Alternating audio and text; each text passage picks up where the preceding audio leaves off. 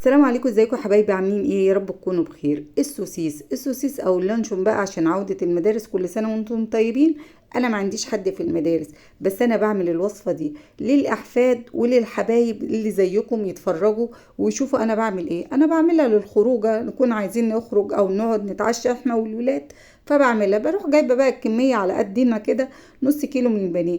انت بقى حابه تعملي منها كميه وتشيلها في الفريزر وتطلعيها للولاد على قد السندوتشات الصبح، اعمليها وبكل سهولة على البوتاجاز كده، مش هتاخد منك اي وقت. نص كيلو من البانيه غسلينه كويس، وهنقطعه كده قدامكم في الكبة، وهي كلها شوية بهارات موجودة في البيت، وهتعملي احلى سوسيس واسرع سوسيس واسرع سوا كمان للسوسيس.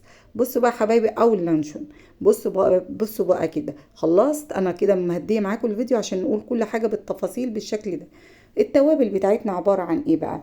توم باودر، بابريكا، بصل باودر، وكاري، وفلفل اسود، وملح. وده ايه يا ستي بقى اللي هيخلي معاكي الدنيا بقى مخليه طعم السوسيس بالظبط؟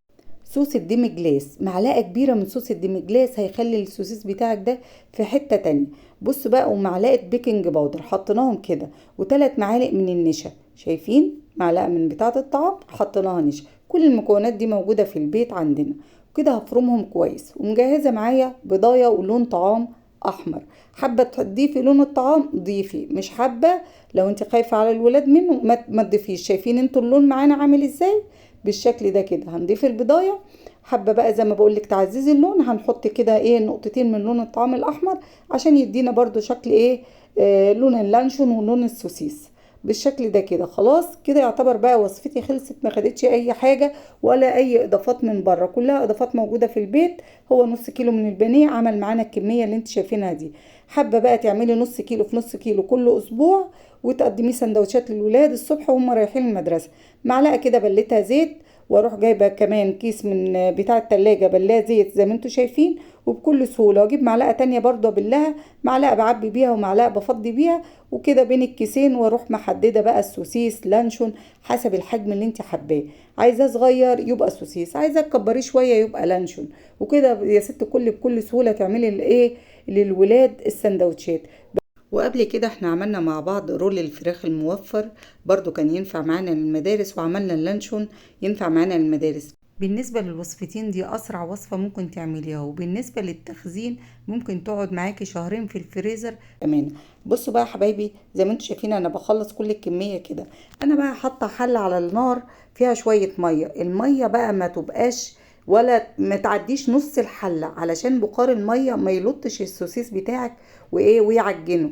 يعني المية اقل من النص، من نص الحلة. فكده انا حاطه حله بقى على النار فيها شويه ميه عشان يغلوا. وكده انا خلصت كل الكميه كده معاكم بكل سهوله، بيتلف معانا بالشكل ده كده. طبعا الكيس والمعالق مدهونه بالزيت، فبتسهل معاكي بكل سهوله.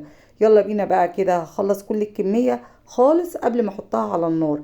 عايزه اقولك بقى طريقه الحله دي تسوي معاكي ان شاء الله لو عندك 5 كيلو من البانيه. هي نفس الحله وهي نفس المصفى.